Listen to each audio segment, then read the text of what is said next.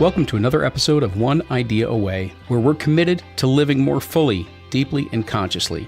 Why? Because when we do, we're calmer, we're clearer, we're more connected, more joyful, and much more alive. On this show, we bring you stories of those that are figuring it out just like us, as well as experts who can shed light on the hows and the whys all of this stuff works. So I want to thank you all for tuning in and sharing and reviewing our show. If you haven't done so yet, please drop us a review. Also, subscribe to the podcast on our feed, whether it's on iTunes or whatever app you happen to be using. And if there's something that stands out in the show, do us a favor. If it makes you think of somebody, share it along, because this show is meant to get the conversation started, not just to drop in for a little inspiration. So with that, let's turn to this week's episode. Today's episode is sponsored by, well, us, One Idea Away, and very specifically by the 10 Days to Connection Challenge. You see, we ran this really interesting experience for our community in a slightly smaller way to bring people into greater connection with themselves, to clear away the mental clutter, to detox their hearts so they could be more open and free with the experience of life that they were having. And it went amazing. We received such incredible feedback about how wonderful this process was and how freeing it was for people to really connect to life in a deeper way and move past all the stress and the chatter and all the things that distract us on a day-to-day type of basis that ultimately disconnect us from who we truly are and the life that we love. And so this 10 Days Connection Challenge is meant to help you clear that clutter, that mental chatter that keeps you from connecting to that happier life. It helps you to create the space that you deserve to simply take a breath, to uncover what makes you happy, and to let go of anything that isn't working. You get to detox your mind, detox your heart, and connect to that life that you wish to experience, and learn how to bring it out more in you and in everything that you experience on a day in and day out basis. It's just 5 to 10 minutes a day for a week and a half, and it's one of the most beneficial things you can do for yourself to create that space that you need to connect to the life that's waiting for you. Just go over to oneideaway.com/connect. That's oneideaway.com/connect. And I look forward to joining you there.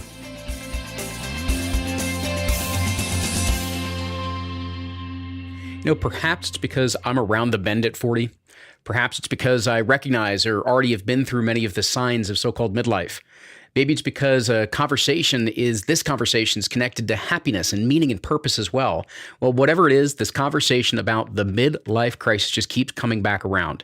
Listen, aside from being an early 40-something, having friends that are 40-something, coaching and running programs and retreats for those that are in the 40-something demographic, this issue seems to be something that underlies so much more than the so-called midlife crisis, meaning that I see it pervading many generations right now.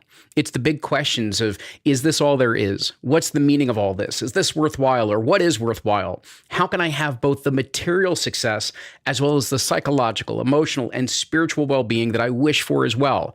I see these questions across, and many derivatives of these questions, across quarter-lifers and 30-somethings, midlifers, those nearing retirement as well as retirees. And those retirees don't really want to retire. They just want to refocus and change the pace of their days. Nonetheless, these questions still surround us. And so today, while we have wrestled with much of this from positive psychology and social psychology, mindfulness, even a little bit of neuroscience, today we're going to dance with these questions one more time, but this time through the lens of philosophy and a modern day philosopher.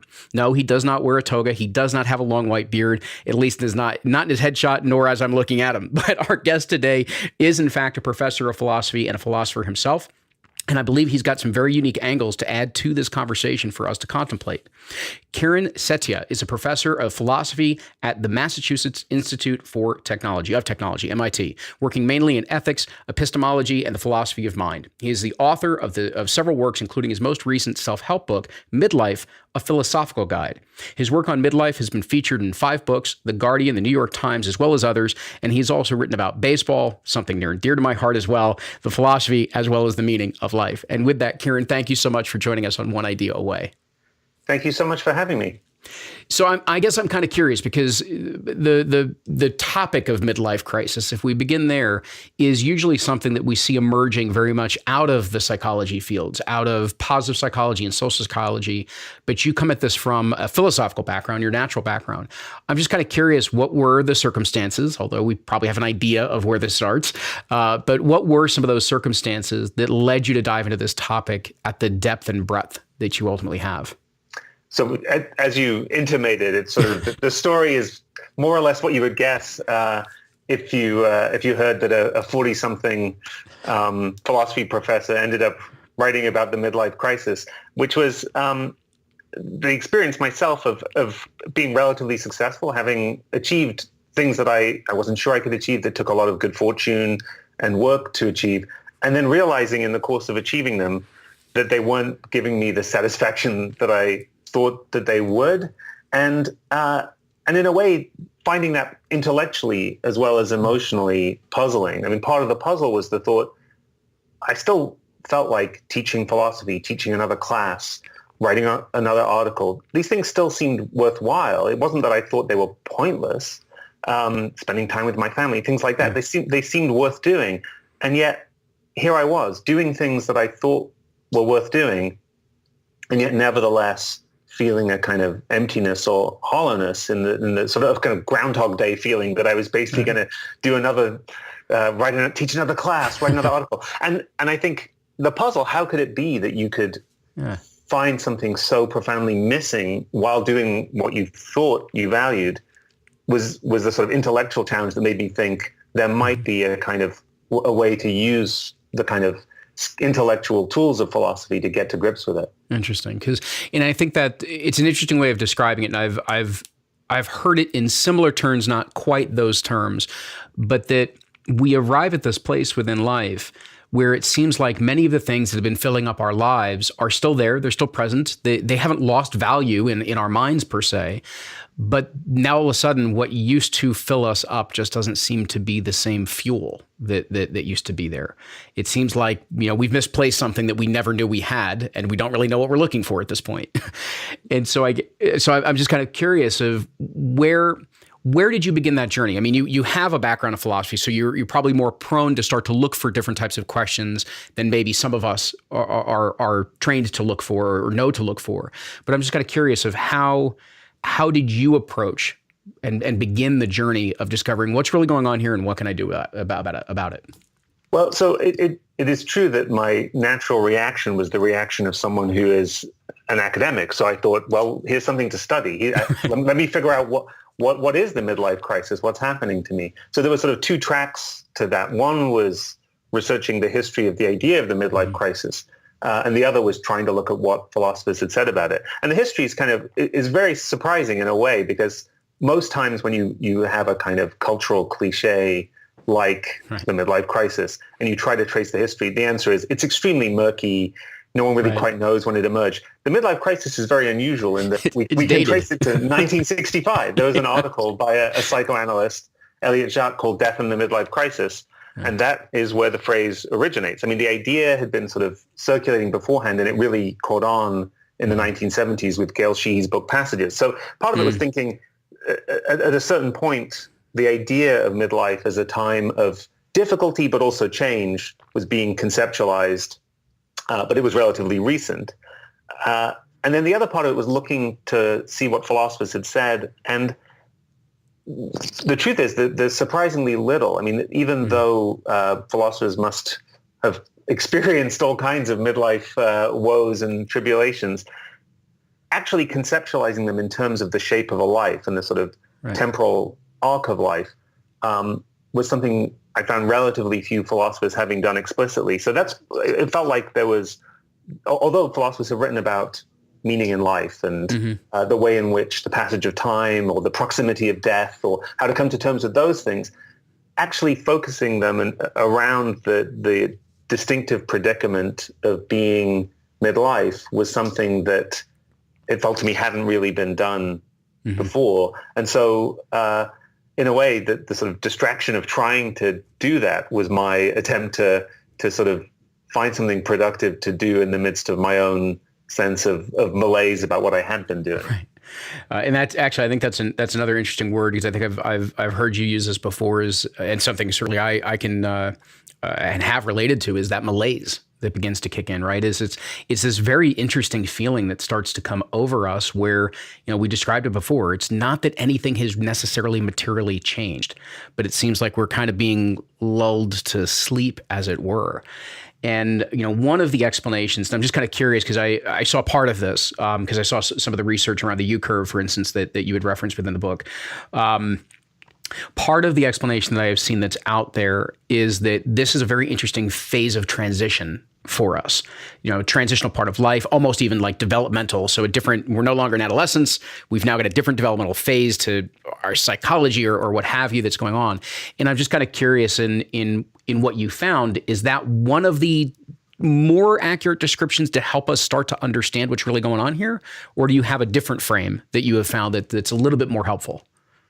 I think that rings true to me. I mean, the psychological research suggests that this U-curve in happiness, that people's reported life satisfaction sort of starts out high in youth and sort of bottoms out in the mid 40s and then rises again, is pretty robust. The question of what exactly explains that, there isn't a lot of empirical work we can really rely on. So we are at the point of trying to introspect and sort of think about what the experience is like ourselves. And I do think a central part of it, I think, has to do with the sort of project-based structure of life. So I think a lot of people plan what they want to do or achieve in their life. They think of what they want to do as a matter of achievements. And it's around middle age that you start to realize you've either done those things or you're not going to. You either have kids, or it's very unlikely to be part of your life, or you have the kind of job that you imagined getting, or you were working for years and years, that was part of a kind of achievable ambition, or you don't. And so either way, there's a sense that sort of the life plan that lots of people form runs up to about middle age, and they don't have a clear plan for what comes afterwards. And there's a question there that I think is interesting, is whether the problem is is to be solved by coming up with new plans, whether it's really just a matter of needing better plans, or whether there's something about structuring your life around completable projects, around the kinds of plans that occupy us for the sort of young adulthood in our 20s and 30s, is in itself a sort of problematic way to structure our lives. But I do think that lies behind it. And that would also explain, I think, why it's, even when you're achieving your ambitions, you can have this kind of malaise. It would explain why it might be historically and culturally especially prominent right now, and prominent in places like the US or in the West, where people are structuring their lives around achievement and goals that sort of lead them through adulthood. Yeah, I think, and this is one of those very interesting perspectives that you brought out, because while I've heard the description of switching from this idea that we're focused mostly on achievement and what are the things we can do and accomplish within our lives, switching more to maybe relational or social or compassion-based types of values, endeavors, and processes, as it were. I've heard part of it, but I think one of the things that I heard, I saw certainly part of this within the book and other interviews you've done, which I wanted to elaborate on a little further, is this idea of that project basis, because I think it's interesting for so many of us to recognize the amount of meaning, and they show this in all the studies that are done right now from social psychology on meaning. They show how linked our jobs are and our quote unquote projects are to the meaning that we attribute to life. And this idea that we focus on these projects and the very completion of that project takes away from the meaning that we have in life. Right? We're completing that which we thought gave us meaning. Now all of a sudden it's done. It's like, now what? Yes, no, exactly. And I think it's, so the sort of structure is that if you have a kind of project that aims at a goal, there's the thought that once you've completed it, you won't know what to do. But there's also a kind of way in which even when things go well and you're in the midst of it, if what you're structuring your life around is a completable goal, the goal is always in the future. So right now you don't have it yet. So there's a certain kind of distance from what you want. And as soon as you've got it, it's in the past.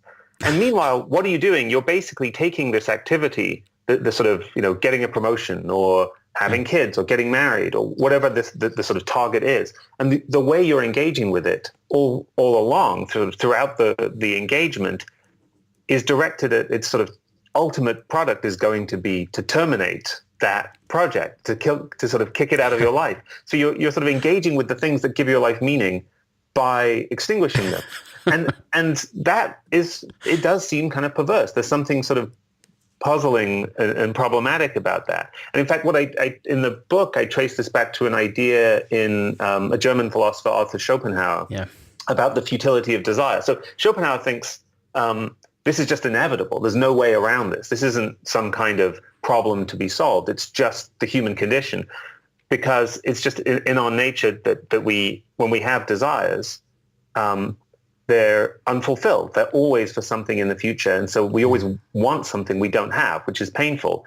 But if you didn't have desires, you'd have nothing to do. You would just be bored. Life would be empty. So that you're kind of in trouble either way. Either you want things you don't have and you suffer for that, or you don't want anything and you got nothing to do. And so the challenge is to see whether, for me, was to see whether Schopenhauer's right, that this is just a sort of inevitable, unavoidable structural feature of human motivation, or motivation in whatever form, or whether there's a solution to this, whether there's some alternative to being on the sort of treadmill of project after project. And what have you found? Because while there certainly is a lot of truism to what Schopenhauer is describing, that's part of the reality that we have, you also seem to, at least presented in the book, find some breaking points within there. So what were you finding, even in your own experience and your own investigation of this? Yeah, so this was, for me, the sort of biggest idea in terms of coming closest to getting at the heart of my midlife crisis, and the one that's both seems to get deepest and is most difficult to actually absorb and live with, is turns on a kind of contrast between two kinds of activities. So I use this terminology from it that comes from linguistics, but it's the distinction between what I call telic and atelic activities. So the telic activities are the ones like something as mundane as walking home, or something as grand as getting married, or getting the job you want. Those are the ones that have a kind of terminal point. And Schopenhauer was sort of thinking, all of the activities we invest in are like that. They always have a kind of terminal point. Mm-hmm. But actually, there are also activities in life that are not telic, what I call atelic activities that don't have a terminal point. So if you think of, just to go back to your observation about sort of relational, the relational side of life, spending time with family, it's not the kind of thing, it doesn't have a goal. There's no point at which you're sort of, I've done that, there's no more time to spend with family. It doesn't have a kind of target that will exhaust it. Or, as well as, say, conducting this interview, there's also just talking to people. And talking to people about things you're interested in, you're doing both at once, but the interview is completable. But talking to people is an activity that you won't exhaust in this way.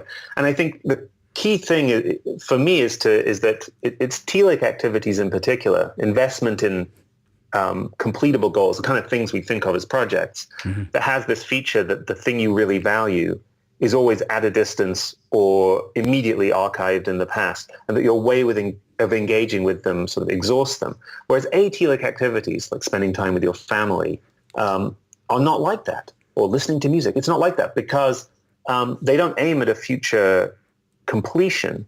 So there's no worry that the thing you really value is in the distance. I mean, if you want to be listening to music and you're listening to music, it's right now. It's fully realized in the present as much as it ever can be realized. And your way of engaging with it isn't going to exhaust it. You're not sort of completing something and expelling it from your life. And so I think for me, the key idea is that there's a kind of shift from excessively investing in projects or telic activities towards recognizing and appreciating the value of atelic activities, that helps to sort of get rid of this sense of hollowness or emptiness in what you're doing right now. And that I think is sort of this sort of slogan that's, again, a kind of cliche, about living in the present. And I feel like often it can seem like that's just, BS, or like, it seems tempting, but what exactly does that mean? And for me, one way to make sense of that, in which it really has kind of intellectual substance, I kind of know what it means, and I can see why it has a point, what the value of it is to think of living in the present as a matter of appropriately valuing and more fully investing in atelic activities that are realized in the present and don't sort of point towards a future accomplishment. There's something, and I want to come back to the idea of living in the present in just a moment, because there's something that, whether this was your direct intention, and maybe it was, but that just kind of came out of the way that you described that I'm not sure I've ever heard this way. If we are to, let's use this exact conversation, right? So we're having a conversation on a particular topic that happens to interest both of us, not just the crisis side of it, but the purpose and the meaning and the happiness side of life too, right? And that this is an atelic, expression, meaning that we cannot exhaust having conversation on particular topics for our life. We can continue to do this. Now, what's interesting is whether you have the ability to align the atelic of what it is that really truly we love engaging in, and also accomplish the telic activity simultaneously, right? So that if we were to have these conversations, we just happen to record them so that there's fruits that are coming from the atelic activity, but you're not doing it for the fruits of your labor, per se, right?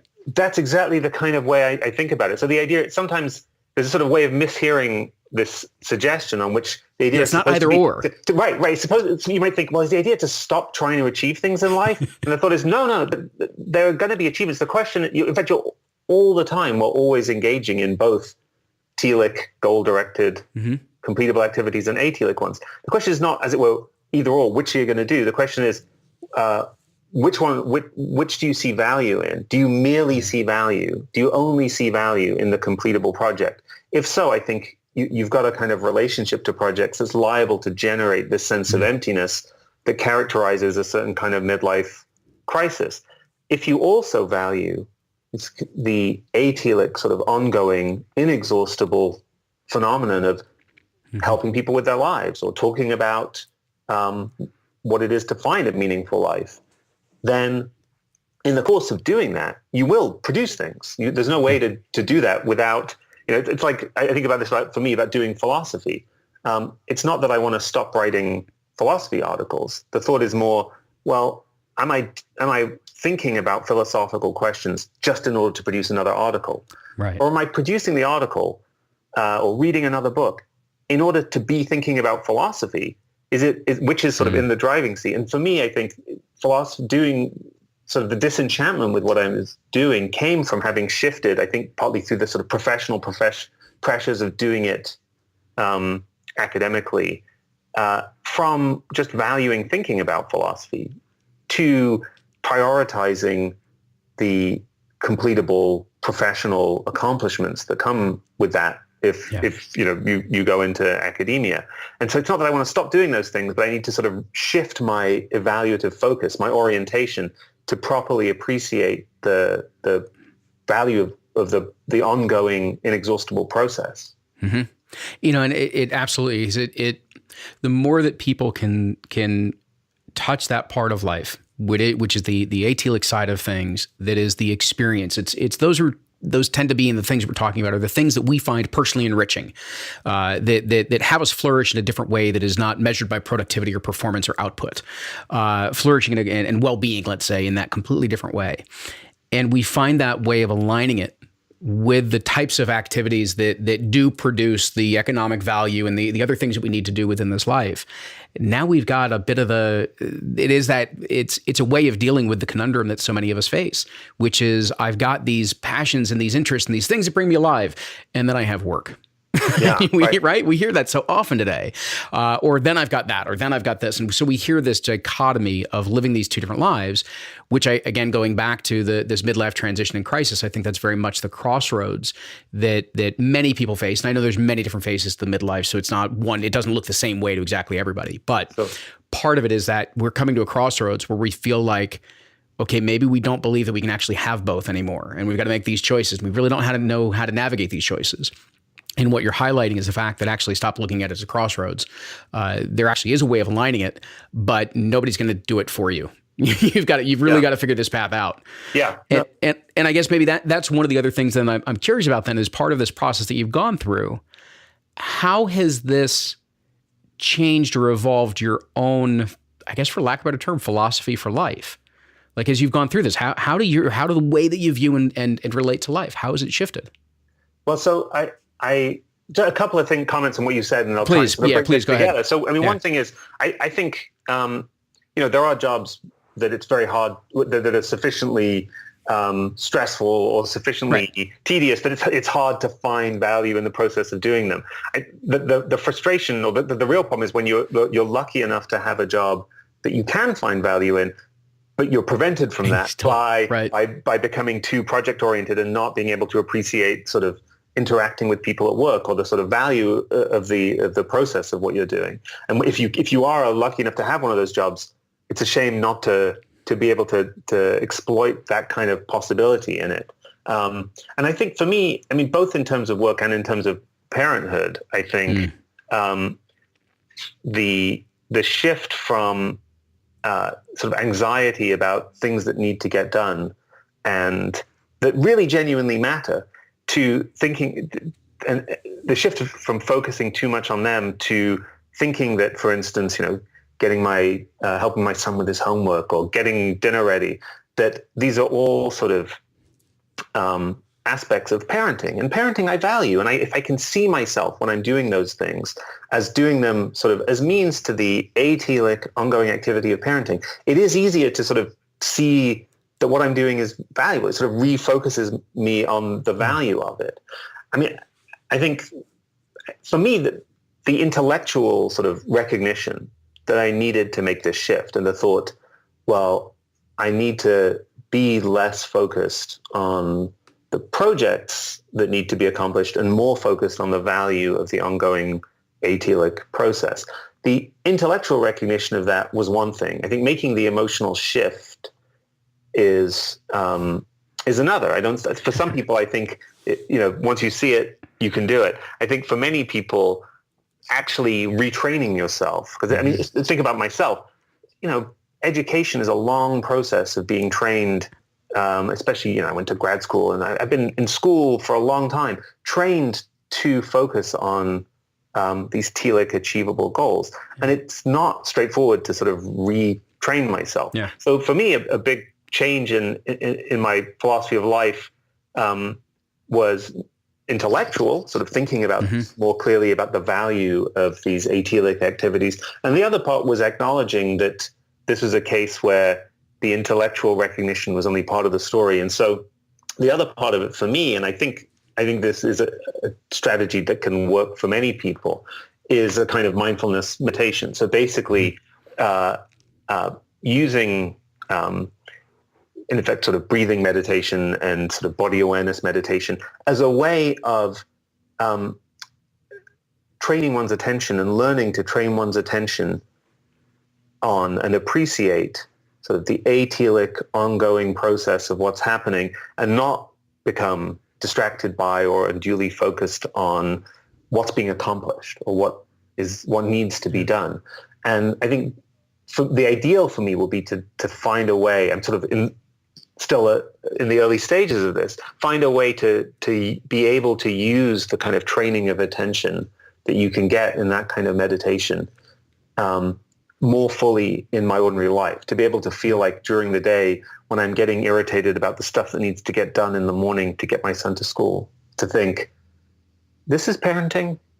I like parenting is good. I want to be parenting. Of course, right now it involves doing this, that, and the other, but to sort of see it in that way and to value it in that way, I think is possible. But I think it's the intellectual recognition of that is only part of what it takes. At least for me, it's also a matter of slow training and trying to stay on the wagon of meditating, despite the fact that it's so easy to fall out of the habit, even though, for me, I don't do it, even though the amount of time involved isn't tremendous for me. Nevertheless, it takes real dedication to do it. So that's the other big change in sort of how I live my life. Absolutely. And I mean, you bring up several things, number one, and I think this is so important for everybody to hear, and this won't be true for everybody, but you can't think your way into new experience. Right. So, you can have the logical and you can have the mental and intellectual side of the shift that's going on, but that doesn't mean that your nervous system is caught up yet. It's just part of how we function. Right.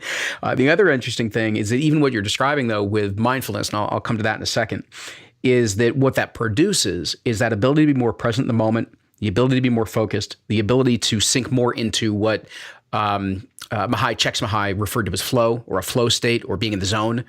All of this idea of presence and flow and focus, every single one of them now has research to support that you are more satisfied, you feel better, your well-being is stronger, your mental, emotional, psychological, spiritual, it's ever connection, all of these things improve through those different activities. And the more that you fill yourself up with those, so that it becomes the majority of what you experience, as opposed to the minority, you're going to feel even that much better. And by majority, I mean 51% and above. I'm not talking about 90% of the time. And so I think you bring up so many really critical and crucial things there. And just to that point of mindfulness, because that is part of my own background as well in training and even being able as a trainer as well with mindfulness, it is a wonderful mechanism, because I think this is one of the other key distinctions you make in your book, is you can leave the spirituality side or the any religious context out of mindfulness and choose the kind of the secular path, as it were, and use it for the mind training and even nervous system training tool that it is. And I think that's what also the research is showing, is that mindfulness is more than just mindset. It literally can help you rewire the way in which your nervous system responds to what's going on. So it gets, connecting the brain into the body in a very different capacity that helps you do the things that we're talking about right now. Yeah. No, I mean, I think one thing I found very interesting about it was precisely this thought that there's the question, why is mindfulness meditation effective? Why does it work? And there's all this evidence that it does work. And at some level, I think, okay, there's evidence that it works. Let's go with it. On the other hand, the sort of intellectual context from which it originates, the sort of Buddhist origins, involve a kind of metaphysical picture that many people, including me, either don't buy or don't really study. So there's this puzzle. What's going on in mindfulness meditation? And the one side of that is the side you were pointing to, namely the question of sort of what's going on in neurochemistry. Right. The side I was interested in is sort of philosophically what's going on. Like what is it about the sort of values of activities in our lives and the ways in which we can misconceive them that would explain why meditation is helpful. And that's why I thought that the Tilak distinction, that's why I found it so helpful, because it suggests it's not just sort of, hey, look, if you do this, you'll feel better. I can now sort of understand why. And the idea is I feel better because I'm detaching from a kind of overinvestment in projects or Tilak activities. And I have a kind of intellectual story about why that kind of overinvestment would be problematic. So although it doesn't involve the sort of metaphysical no self view of Buddhism, it does have a kind of conceptual and intellectual sort of backbone to it. Because I think until I sort of made sense of it in that way for myself, I felt I experimented with meditation, but I thought I felt kind of puzzled about what I was trying to do, and puzzled about it. It sort of felt like as if someone had told me, if you take this pill, you'll feel better. I thought I want to understand why. And I want it to be not just a kind of cause and effect thing, but something cognitive that I can understand, so that I can understand what I'm doing. And that's, I think, the again, going back to your question, the sort of shift in my philosophy of life, my sense of how to live, that came out of reflecting on the midlife crisis. Excellent. So I'm curious, where do you go from here? Meaning that, you've done this investigation, you've started to have some of the intellectual shift for yourself. You're dabbling with those things that are going to help you integrate it at a more emotional or physical level, as it were. What do you see as kind of the road ahead for you as you continue to so-called come out of the other side of this? That's a good question. I mean, it's partly a hard question to answer, because one of the things I've been trying to do is to resist my own tendency to have an answer to that question. So the sense that I ought, academics are constantly doing this to each other. Anytime you work on anything, the moment you're finished, the question is, well, what are you working on now? What's the next thing? Right, yeah, right. And so I've been thinking, what I would like to be able to do is spend some time thinking, teaching and thinking about philosophy without worrying about what I actually produce or what comes next, sort of to not just talk the talk, but walk the walk, and then find out in the course of continuing to reflect on these kinds of philosophical questions, what I end up producing. That being said, there are sort of mundane answers, which is that I think I'm definitely have been thinking increasingly about the questions about how useful philosophy can be. So questions about how to find ways to make philosophy accessible, academic philosophy accessible to wider audiences, and find ways to find aspects of contemporary philosophy that can make a difference in people's lives but haven't yet been tapped. I mean, so the book is sort of an attempt to sort of meet halfway. It's sort of a cerebral self-help book. It's sort of philosophy. If you're interested in philosophy, this is an accessible discussion of philosophy because it connects with your life. And if you're interested in dealing with midlife and you're willing to sort of engage with some philosophical ideas, this is sort of an attempt at a kind of happy medium. And I'm increasingly interested in that kind of possibility, the possibility of making philosophy useful and accessible to people. Excellent.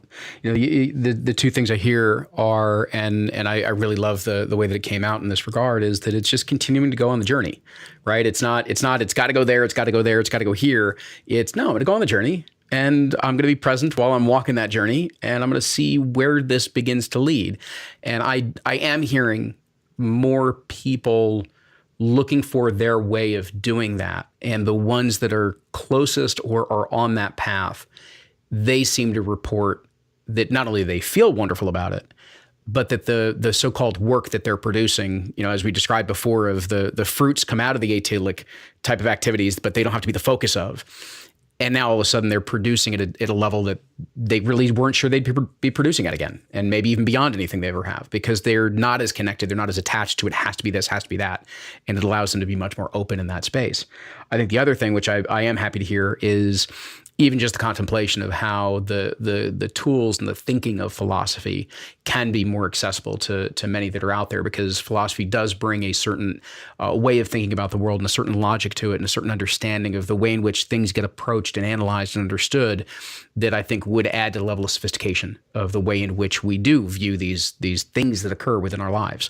So that's another really interesting thing to consider. I guess the last question then sort of that I have for you, and this is one of the ways I like to wrap up these shows, is that for One Idea Away, this is not just a podcast. It's connected to a community and kind of a really vibrant group of members that are out there having conversation on these types of things and even on this show. And I'm curious, what's the conversation that you hope will continue? Meaning from people hearing this, maybe reading your work, things along those lines. What's the conversation that you hope it starts in their minds and in their hearts that continues? That's an interesting question, because I do think I'm sort of, there are two sides to that for me. So one is I hope that people find ideas in the book like the telic contrast helpful, and it's sort of not, the Midlife book is not a sort of one idea book. It's sort of it has a bunch of different ideas, and we're talking mostly about the sort of culminating idea. But part of the way I was thinking when I wrote it was, not everything works for everyone, and the midlife crisis has many aspects. So I attempt to tackle several of the many midlife crises, and I hope different people will find different parts of that useful. But I think there's much more to say about that. So I hope people will continue to explore that on their own, and that other philosophers people like me will think that there is a way to write books like this that could be helpful to people. And the other part of it is, I do think it would make me happy if people are led by finding philosophy useful to read more philosophy. And I think if that's going to happen, it is going to require philosophers to write the kind of books that people who don't have any particular background or training in philosophy but are willing to take up the challenge can read. So I hope people might be led to other kinds of philosophical writing. And I think the other place where that's happened, I think, quite effectively is sort of Stoicism and Stoic philosophy.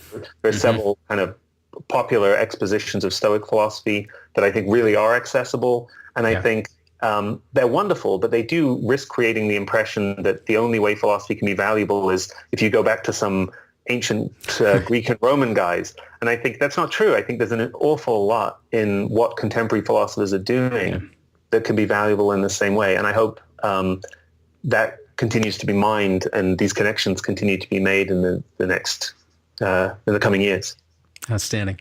Kieran, I want to thank you for coming on One Idea Way, for sharing your thoughts, for sharing your midlife crisis with everybody that's out there, and for sharing your investigation and the insights that you've taken away from it. I really appreciate it.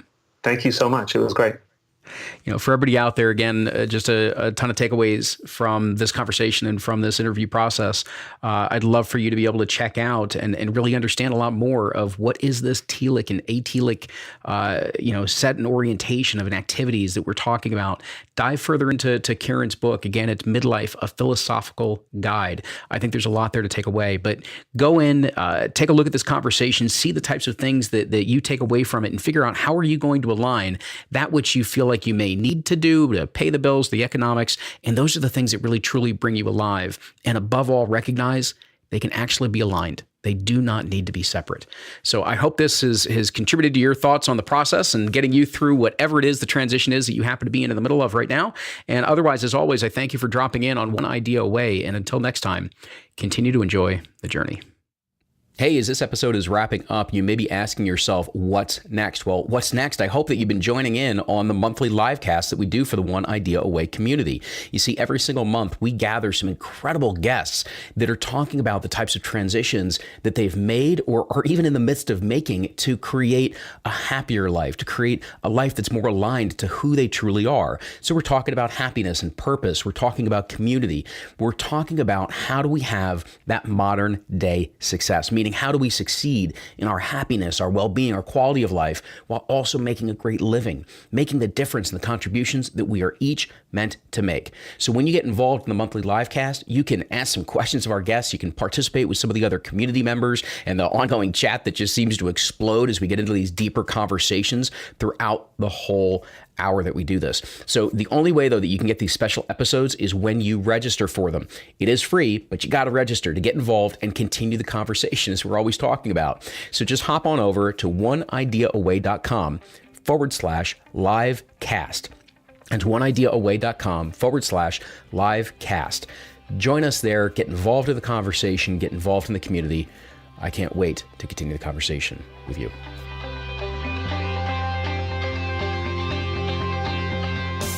Thanks for listening to today's episode. If you really enjoyed it, do me a favor, let us know. You can keep the conversation going and send us a message on our Facebook page, which is simply One Idea Away.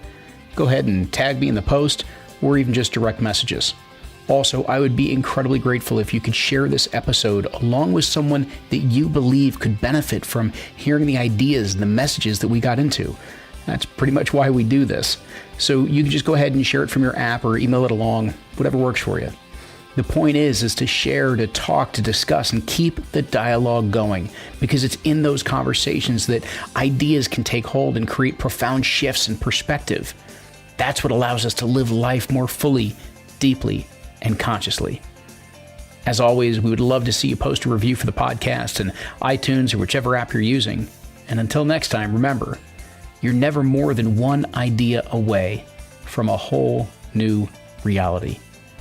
This is Luke Iorio and One Idea Away, signing off.